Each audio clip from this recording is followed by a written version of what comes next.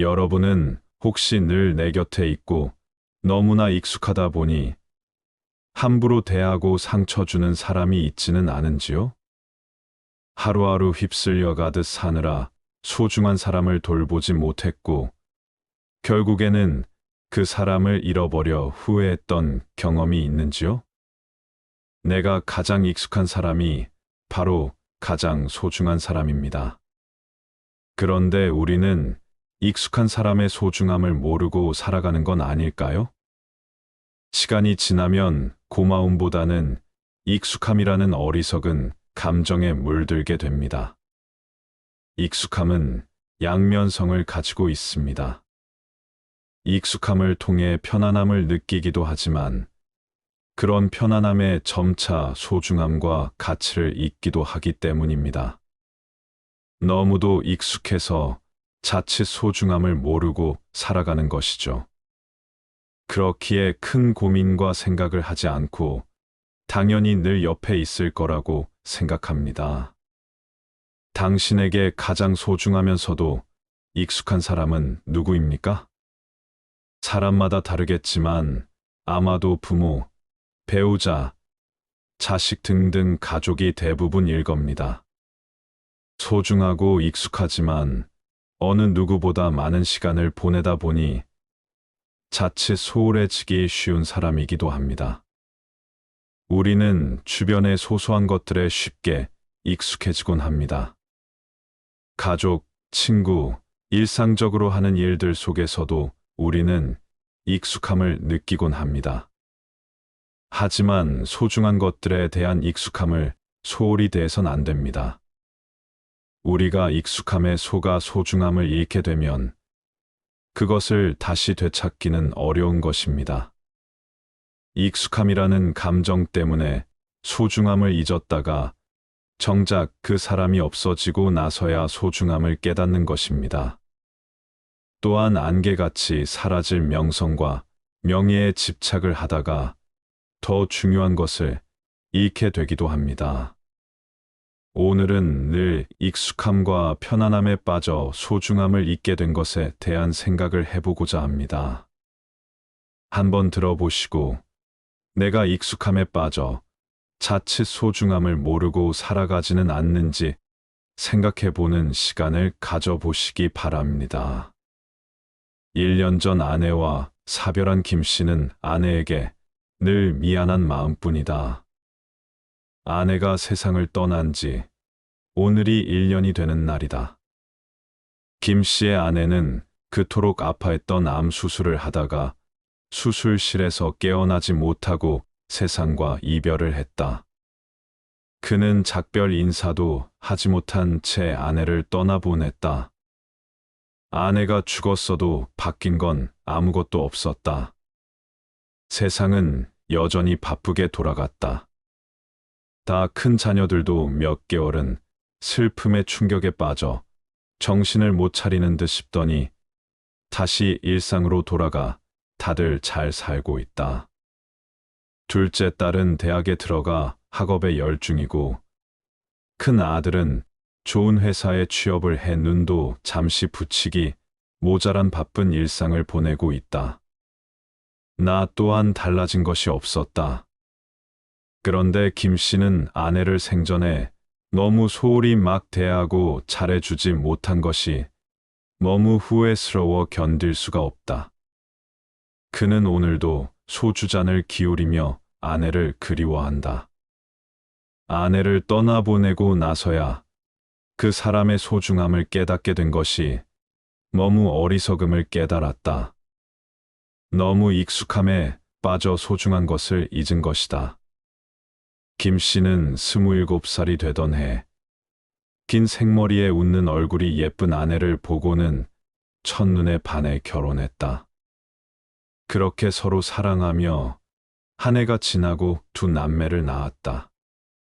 박봉으로 점점 싸우는 횟수도 많아지며 그렇게 결혼 생활 20년이 훌쩍 지났다. 세월이 흘러 이제는 아내가 너무 편하고 익숙해져 버린 걸까요? 결혼하면 정으로 산다더니 아내 얼굴 보는 게 지긋지긋하게 느껴졌다. 어느 날 퇴근하고 돌아와 보니 아내는 아이들이 먹다 남은 음식을 먹고 있었다. 입가에 고춧가루가 묻은 것도 모르고 일찍 왔네하며 반갑게 맞이한다. 여자로서의 매력은 고사하고 벌어다 주는 돈으로 집에서 피둥피둥 놀면서 편히 놀고 먹는 모습을 보면 부하가 치민다. 난 회사에서 상사와 동료에게 이리 치이고 저리 치이고 사는 게 뭔가 싶은데 마누라는 내가 벌어다 주는 돈으로 편히 놀고 먹는 거다. 난 대꾸도 안 하고 방에 들어와 답답한 넥타이를 풀고 침대에 누웠다. 아내가 내 모습을 힐끔힐끔 살펴보다가 회사에서 무슨 일 있었냐고 묻는다. 아내의 표정이 이제 꼴 보기도 싫어 일부러 문을 크게 열었다가 쾅 소리가 날 정도로 닫았다. 문 소리가 크게 들리자 방에서 아이들이 나와 아내에게 무슨 일이 있냐고 묻는다.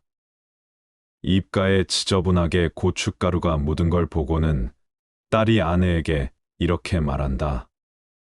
엄마, 내 친구, 엄마들 좀 봐봐. 내 친구들은 젊고 세련되게 하고 다니는데 엄마 그게 뭐야? 아내가 깔깔대고 웃는다. 아이들은 또 짜증난다는 듯 강 안으로 들어가 버린다. 짜증이 난다. 아내가 하는 모든 행동, 아내가 하는 말 모든 것이 다 짜증난다. 아내에게 이제는 무슨 말을 해도 답답하고 말이 통하지 않는다. 결국 안 되겠다 싶어 아내에게 각방을 쓰자고 말해 각방을 썼다. 각방을 쓰니 너무 편하고 생활이 너무 좋다. 아내와 잘 마주치지 않아 좋다. 아내는 이제 밥과 청소 등 집안 살림에만 필요한 존재다. 가끔씩 단둘이 저녁 식사를 할 때 아내는 내 눈치를 힐끔힐끔 보면서 강을 다시 합치면 안 되냐 물어보지만 무시하면 그만이다. 식탁이 쨍하고 깨질 정도로 젓가락과 숟가락을 놓고 아내를 노려보면 아내도 더 이상 말하지 않고 고개를 숙이며 밥만 떠먹는다. 생활비만 쥐어주면 아이들 키워주고 집안 살림에 주는 능력 좋은 뚱뚱한 파출부다. 어느 날은 아내가 무슨 바람이 들었는지 저녁마다 운동을 할 거란다. 난 며칠이나 갈까 하며 매일 약을 올렸다. 그런데 아내가 어느 날부터인가 여기저기가 아프다고 한다. 그 이후로 가끔 배가 쥐어짜듯 아프다고 하며 일주일 만에 운동을 못하겠다고 한다. 여보, 나 이상해 배가 아파. 그러게 운동도 다 타고난 사람이 하는 거야. 그냥 생긴 대로 노는 게 제일 좋은 거야. 그날 이후부터 아내는 틈만 나면 온몸을 주물럭거리며 피곤하다는 말을 자주 했다. 아내는 통증이 도저히 없어지질 않았는지 결국 병원 가서 검사를 받으러 간다고 나한테 병원에 데려다 달란다. 난 바쁘니까 택시 타고 혼자 병원 가라고 했다. 너무 힘드니 병원 앞까지 데려다 달라는 아내를 바쁘다는 핑계로 계속 밀어냈다.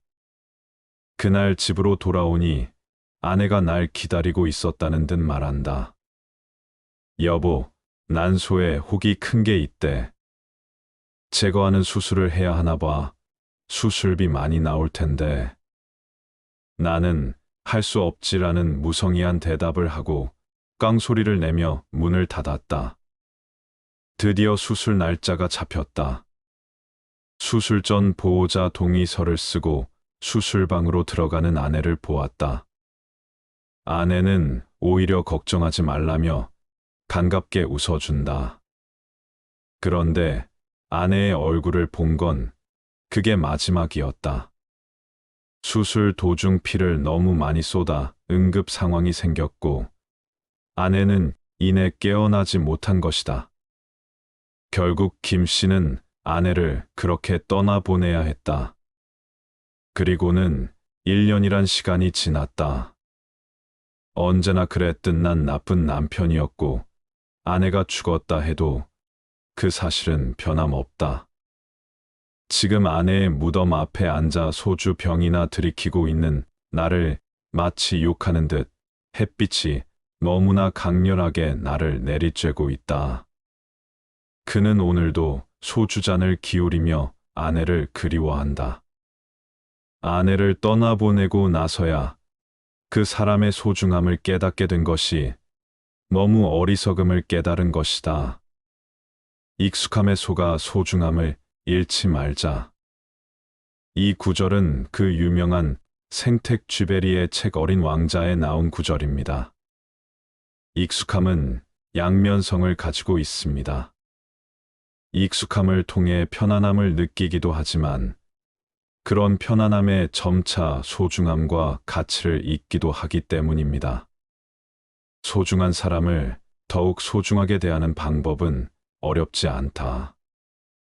하지만 처음에는 그 사람을 대할지 몰라도 나중이 되면 익숙해져서 상대방에게 소홀해지고 나의 감정들을 쏟아내며 힘들게 할 때가 있다. 사람들은 관심을 받는 사람의 입장을 고려하지 않고 주로 자신의 마음을 전달하는 데만 집중한다. 진정한 관심은 나의 기준이나 잣대를 버리고 상대를 있는 그대로 존중하며 그 사람의 목소리를 듣는 것이다. 평소 가깝게 지내는 사람들에게도 스트레스를 느낄 수 있다. 그래서 서로를 소중히 대하지 못하고 다툼을 하거나 관계가 악화되기도 한다. 이러한 문제는 사전에 예방하고 조심하면 충분히 서로에게 상처를 주지 않고 오히려 관계가 더 좋아질 수 있다. 다음은 소중한 사람을 소중하게 대하는 방법 5가지를 말씀드릴게요. 평소에 가깝게 지내거나 소중한 사람이 있다면 이렇게 한번 해보세요. 첫 번째, 나와 상대방이 서로 실현하는 것이 무엇인지 이야기를 나눠라. 사람은 너무 가깝게 지내고 붙어 있다가 보면 서로 스트레스가 증폭된다.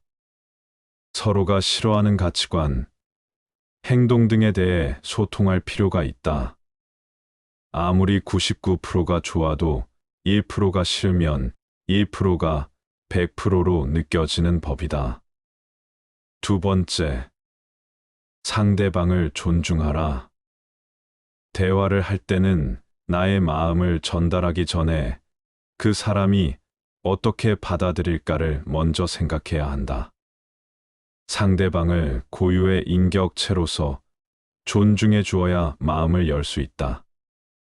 세 번째, 자신의 컨디션에 대해 사전에 알려주어라. 내 컨디션이 좋지 않을 때는 당연히 모든 것이 예민하고 짜증이 난다. 자신이 상처받아 있으면 다른 사람에게 진심으로 배려할 수 없다. 상대방이 그걸 알아야 나를 대할 때 조심히 대할 것이고 트러블이 생기지 않는다. 네 번째, 상대방과 내가 다르다는 것을 인정하라. 설사 가족이라도 사람은 모두 자라온 환경이 다르다. 그러기에 상대방의 행동이나 태도가 이해되지 않는 부분이 많을 것이다. 사람은 독립된 인격체이고 모두 다르다. 다섯 번째, 상대방에게 감사하고 관심을 가져라. 상대방이 내 곁에 존재한다는 이유만으로도 내 인생이 풍부해질 수 있다. 그 사람 존재 그 자체에 감사하라. 일시적인 관심이 아니라 지속적인 관심을 주어라. 상대방의 행동을 보고 이야기를 경청하며 관찰하고 관심을 주어라. 여러분, 조금씩 상대방을 배려하고 이해한다면 소중한 사람과의 관계가 깨지는 일을 예방할 수 있을 것입니다. 하루를 열심히 살아내느라 상대방의 소중함과 사랑을 알아차리지 못하는 순간들이 있습니다. 지나고 나면 불현듯 상대방이 소중했음이 깨우쳐지는 순간들이 있지요. 중고등학교 학창시절 내내 외국으로 유학을 가서 국내에 없었던 박모 씨는 요즘 들어 고민이 많습니다. 국내로 돌아오니 나를 조건 없이 사랑해 주었던 사람들이 나의 곁을 떠났기 때문이다. 유일하게 유학을 지지해 주셨던 할머니는 지병으로 나를 알아보지 못하시고 나를 유난히 예뻐하셨던 할아버지는 암으로 돌아가셨다. 왕복만 이틀이 걸리는 한국과 미국의 거리상 할아버지의 장례식은 참여조차 할 수 없었다. 어느 날 친한 친구가 할아버지랑 영화를 보러 갔었다고 말하는데 갑자기 눈물이 나왔다. 영화 보는 것을 좋아하던 할아버지였는데 나는 왜 살아생전 그렇게 하지 못했을까 후회가 되었던 것이다. 내가 받았던 큰 사랑을 돌려줄 수 없음에 마음이 너무도 괴로운 것이다. 그리고는 도대체 내게 중요한 가치는 무엇인지, 인생의 의미는 무엇인지, 긴 세월 가족과 소중함을 등지고 얻을 수 있는 것은 무엇인지 고민하게 되었다. 아무리 돈과 명예, 일확천금을 얻은들 그 가치들은 이미 내가 잃어버린 소중한 사람들을 살려낼 수는 없기에 말이다. 소중한 사람을 잃었을 때 우리는 극심한 슬픔을 느낍니다. 이제 더 이상 그와는 이 세상에서 함께할 수 없다는 데에서 오는 절망입니다. 떠나보내는 이와의 관계가 가까우면 가까울수록 더 큰 슬픔을 느낍니다. 가까이 있을 때 소중함을 알기란 어렵습니다.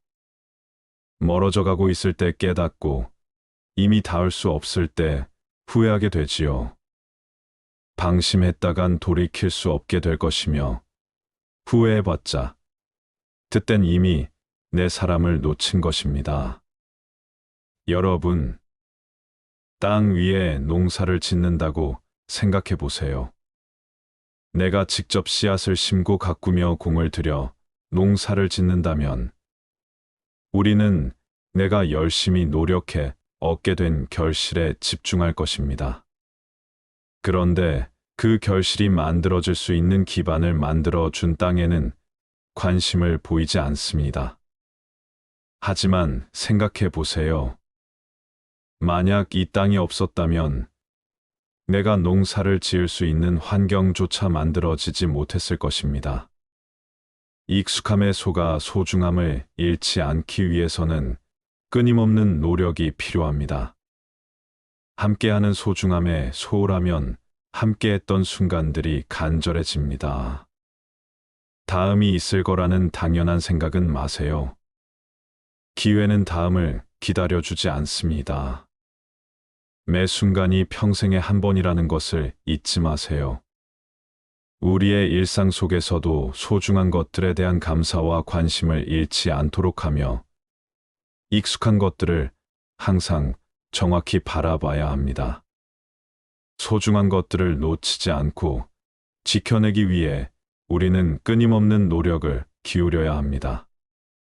함께 소중한 순간을 만들어가며 소중함을 잃지 않기 위해 노력합시다.